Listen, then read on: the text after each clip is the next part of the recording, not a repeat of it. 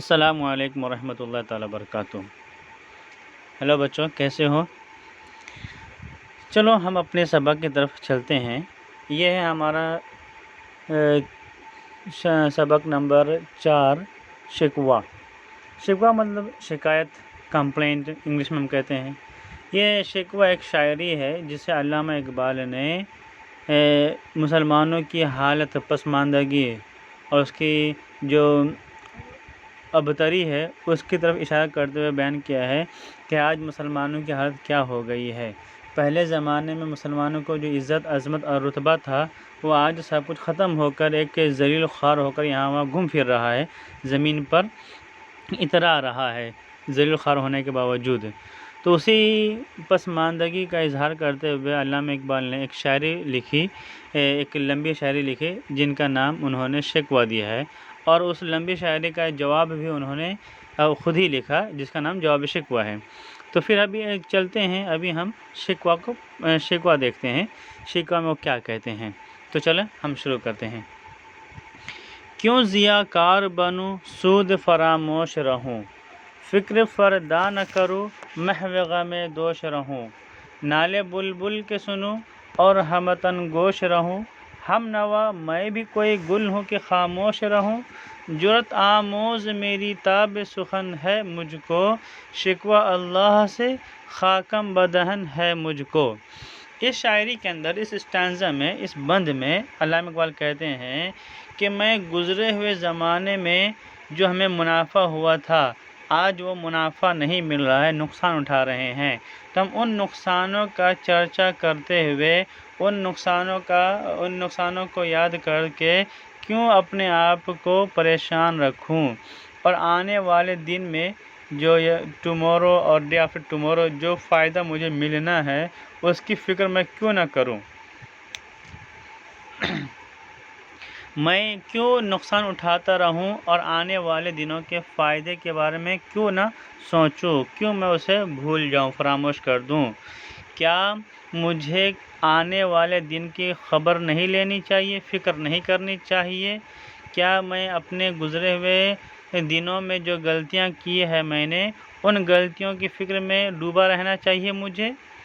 تو انہیں یہی کہہ رہے ہیں، پہلے لائن میں وہ کہتے ہیں کیوں ضیاءکار بنوں سود فراموش رہوں، میں کیوں نقصان اٹھاتا رہوں اور فائدے کی فکر نہ کروں، کیا فکر فردا نہ کروں، کیا مجھے آنے والے کل کی فکر نہیں ہونی چاہیے، محو غم دوش رہوں، جو غلطی مجھ سے کل ہو گئی ہے، یعنی یسٹرڈے جو غلطی مجھ سے ہوئی ہے، جو میں نے یسٹرڈے میں لوس کیا ہے، اس پریشانی میں، اس سورو میں، اس غم میں اپنے آپ کو ڈبائے رکھوں، یعنی میں اس غم کو جھیلتا رہوں۔ نالے بلبل کی سنوں اور ہمتن گوش رہوں، کیا میں بلبل کی سریلی آواز سن کر، میٹھی آواز سن کر میں اپنے آپ کو مدہوش رکھوں؟ ایسے کیسے ہو سکتا ہے؟ ہم نوا میں بھی کوئی گل ہوں کہ خاموش رہوں، اے میرے دوستوں کیا میں کوئی پھول ہوں، فلاور ہوں کہ میں خاموش رہ سکتا ہوں؟ نہیں، میں ایک انسان ہوں، لہٰذا میں ان غلطیوں کو دیکھ کر، آنے والے دنوں کے فائدہ کو سوچ کر میں خاموش نہیں بیٹھ سکتا۔ مجھے بولنا ہے اور مجھے کچھ کرنا ہے، مجھے اپنی قوم کو جگانا ہے، بیدار کرنا ہے۔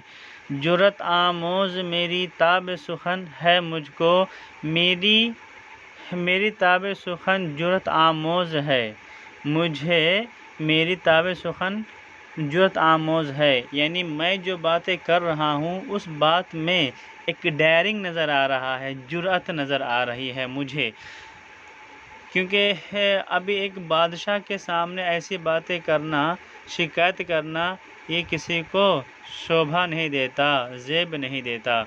تو میری باتوں میں ایک جرأت، بریوری نظر آ رہی ہے۔ شکوہ، میں کون ایک چھوٹا موٹا انسان اور اللہ سے شکایت کروں، یہ جائز نہیں ہے۔ شکوہ اللہ سے خاکم بدہن ہے مجھ کو، میں خدا سے شکایت کروں، ارے اس سے اچھا ہے کہ میرے قبر کی مٹی میرے منہ میں چلی جائے، یعنی میں قبر میں درگور قبر میں دفن ہو جاؤں، یعنی میں مر جاؤں۔ ٹھیک ہے، اس بند کا یہی مطلب ہوتا ہے۔ یہ ابتدائیہ ہے، مقدمہ ہے پورے شاعری کے یعنی کمپلینٹس کا۔ اس کمپلینٹ کے مقدمہ میں علامہ اقبال نے جو ایک پریفیس بیان کیا ہے کہ مجھے فکر کرنی چاہیے آنے والے دنوں کی، گزرے ہوئے زمانے میں جو پریشانیاں میں اٹھائی ہے ان پریشانیوں کو ذکر کر کے اپنے آپ کو پریشان نہیں رکھنا چاہیے۔